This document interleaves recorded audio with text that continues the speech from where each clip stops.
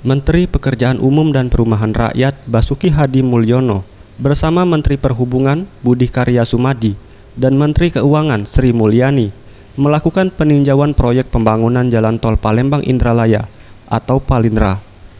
Usai meninjau pembangunan, Basuki Hadi Mulyono selaku Menteri Pekerjaan Umum dan Perumahan Rakyat menyampaikan, Tol Palindra sendiri memiliki panjang 22 km dan sudah bisa dilewati baru mencapai 12 km atau baru pada seksi 1. Dan diperkirakan pada November 2017 semua sudah bisa beroperasi. Raya ini panjangnya 22 km. Ya. Insya Allah sudah terbuka, tapi yang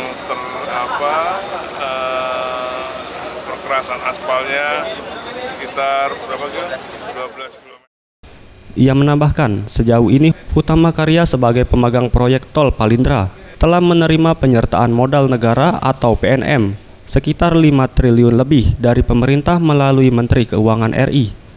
Untuk konstruksi Tol Palindra sendiri sedikit khusus karena tanah proyek berupa rawa dan harus menggunakan metode vakum.